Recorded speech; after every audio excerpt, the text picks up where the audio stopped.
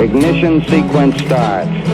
6, 5, 4, 3, 2, 1, 0. Liftoff. We have a liftoff.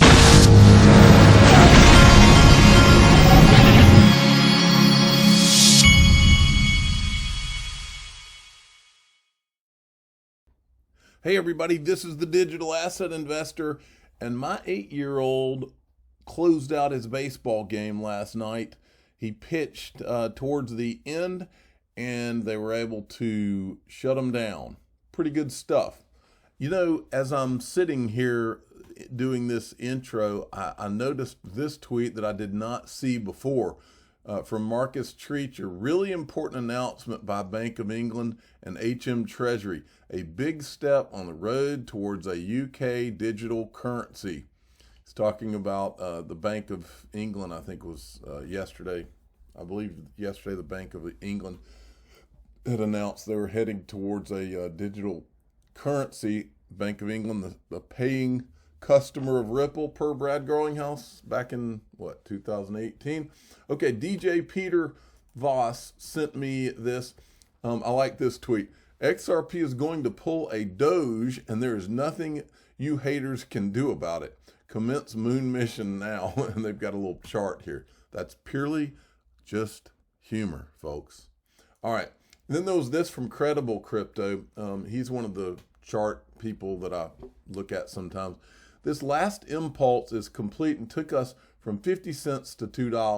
$1.50 move. The next impulse should be even stronger. The correction is approaching the 0.618 and HTF support. Downside is limited, and the next impulse up probably takes us to a new all-time high. Do the math. XRP is a bargain here, and here's his chart that he drew for us. Now, if you look right here, this is the line he's talking about, and man, I hope he's right. New all-time high. Wouldn't that be something? Now, this tweet, I tweeted this out yesterday because the official father of the Digital Asset Investor channel I was having a conversation with him about this. And what he was talking about with me is that the flare drop potentially creates a tax nightmare for some people. If you are going to get a ton of spark in this airdrop, this is something that needs to be discussed and thought about, and we need to get some feedback from Flare and from Hugo Filion. Is it Filion? Is that the CEO of Flare? We need some real feedback on what exactly this airdrop represents in this respect. And here's what it is.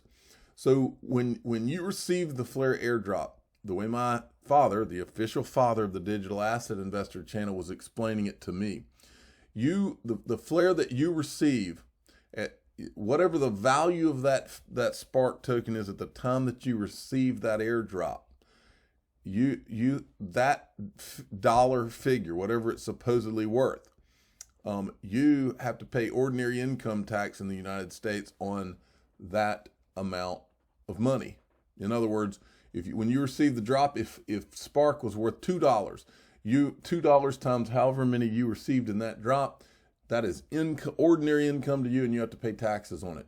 Not only that, but if you don't sell it at that point, and then later on you sell that flare from I guess that price on up to whatever you make, you have to pay capital gains tax on that. So what's logical to me is, since there is no flare market, this is just me talking in my opinion, I don't know, and I'm not an accountant. When we get the first drop, what my thinking is that would have a $0 value, because there is no flare market until you get that drop.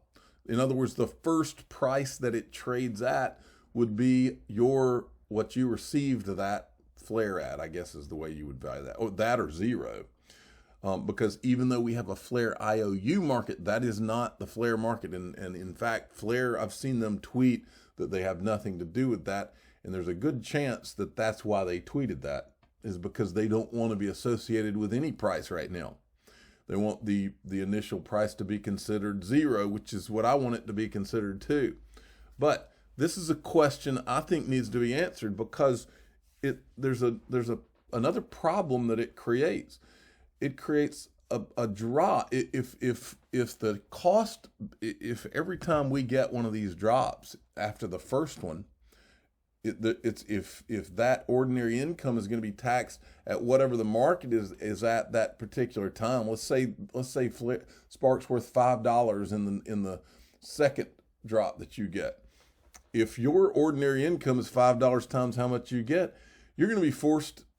Most people would be forced into a situation where they had to sell a lot of their Spark token right at that moment in order to not take any chances with the IRS.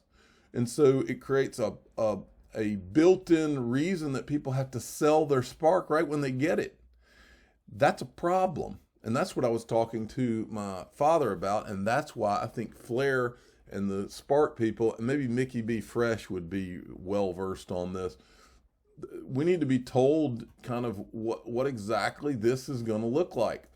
Okay, wanted to play you this. This is Jim Rickers from FUD Fit. Listen to what he says.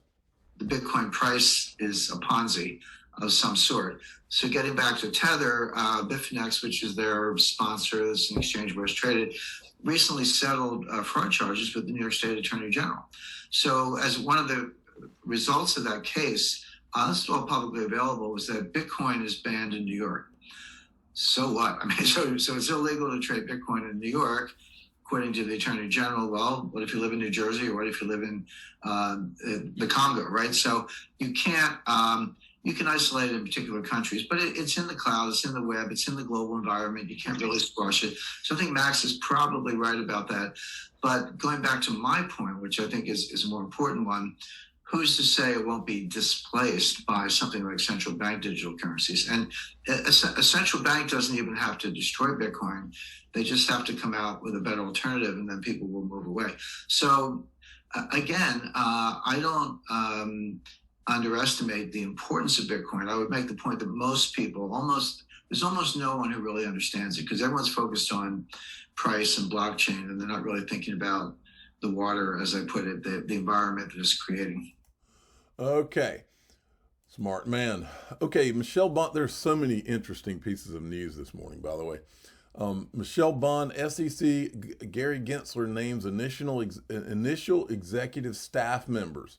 Now, I want to say something that I said the other day. I think I said it the other day, and that is that with Gary Gensler, if you remember how it came out the other day that the SEC had been going and trying to, I guess the word would be, intimidate some of Ripple's partners in Europe behind the scenes to scare them.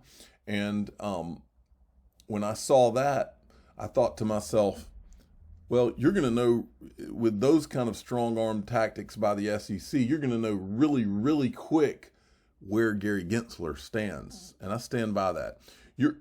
If Gary Gensler lets a lot of those types of things continue, you will know exactly where Gary Gensler stands as far as what kind of an SEC chairman he's going to be. Is he going to be similar to Jay Clayton in just, doing all these enforcement actions instead of trying to give anybody some real guidelines? Now, along those lines, we've got this yesterday.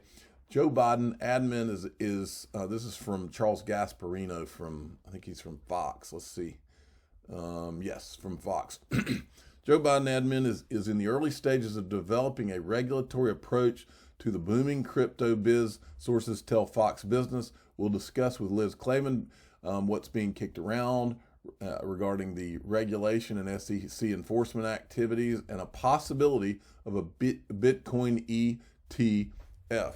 So I'm going to go look for that video clip. I want to see what he says he's hearing. XRP Bart sent me this. This was the big news this morning. Just in, former U.S. bank regulator Brian Brooks will be the next CEO of Binance US, talking about a power play, folks. That's a power play right there. Let's see. There's not really anything other than the headline that you need to know. Okay, I don't know if I haven't confirmed this one, but it says this first squawk has 155,000 followers. I'm gonna see if we'll find out if this is legit.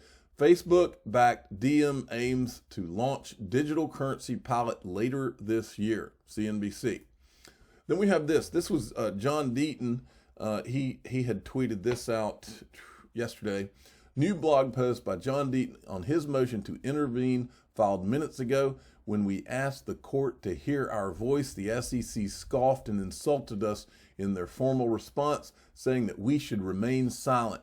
Today we answered them. Okay. Now, this led me to this. I was reading through John Deaton's motion, and this quote right here was in his motion. The SEC has taken the extraordinary position that XRP is an unregistered security that has no utility without the efforts of the defendants. And then I said this. I said, I would say not only does it have utility, but it has superior utility to both Bitcoin and Ether. I want you to listen. This is from back in 2018. This is Michael Arrington, who runs Arrington XRP Capital. I want you to listen to his words where he's telling you about XRP's utility, and then he's telling you that he doesn't need Ripple, and he doesn't need the company Ripple to use it. Listen to this. Like, yeah, the tribalism in this industry is insane. So there's Bitcoin maximalists, but everybody agrees, like, XRP sucks, and I don't really get it, right? I mean, they're a legitimate company. They don't pretend to be something they're not, and they're really good at one thing: moving money fast and cheap. And it's fantastic. It fills a big need. And for a hedge fund like us to be able to denominate in Ripple and XRP, I just did the same thing, is really, really, really good. When we did our first close, we moved north of $50 million into the company in Ripple and XRP in like 2 seconds, and it cost 30 cents. Now, that is amazing. There's no way to do that with fiat or Bitcoin. There's just no way to do it. Okay, so he just said it's got a use that Bitcoin does not have, okay? That fast and that cheaply, and so it serves a really useful need for us. And then also when our LPs eventually redeem, hopefully never, but when they want some of the money back, we just send it in XRP again, and there's no 3-day wait for international wires or 1-day wait for US wires. We're not paying wire fees and all that. It's just... So there's your use. I would play this for the judge all day long. There's your use, okay? And not only does it have a use, but it's got a better use than Bitcoin. He just told you, okay? And then listen to the end here. I don't understand why that's hard to understand. And so the religious wars aside, the tribalism aside, it does some things really well, and we love it for that. That being said, just because we're now he's telling you he's completely independent of Ripple. In XRP, I'm not a special pleader for XRP. I don't work for them. The company itself is not our LP. Other people who had XRP are. I like them. I think they're great, but they're like less than 5% of our asset base at this point. Like, we do invest in XRP, but most of our investments are in other things. All right, there you have it. Okay. Next, Mr. Yo-Yo sent me this. This is huge. I actually, this weekend, I owed a guy some money that I went to Mississippi State with, and so I Venmo'd him some money to reimburse him. Okay, so now we've got this. Now I will be able to pay him in crypto. Venmo, the peer-to-peer payment service owned by PayPal, said it has started allowing users to buy, hold, and sell cryptocurrencies in its app, a step that could inspire more mainstream adoption of the asset class. That is huge, folks. Michelle Vandenberg sent me this from Ian Northing. Oopsie, Verkin Daisy. The 2.3 quadrillion global time bomb. Credit Suisse is hours from collapse, and the consequences could be a systemic failure of the financial system. That's from Zero Hedge, and that is spooky, folks. Hey, I wanted to remind everybody that this morning at 10 a.m. Pacific time, Premium Domains NFT sale on Unstoppable Domains. I'll have a link to this in my description of this video at the very top. You can click there. You can go and get these. They're going to have, some of them are higher end, like Cash.crypto, they're selling for $100,000, and then some of them are less expensive, and you can go down like Cashout.cryptos for $5,000. Let's see if we can find an interesting one. Saving.crypto $5,000, Bankers.crypto $5,000.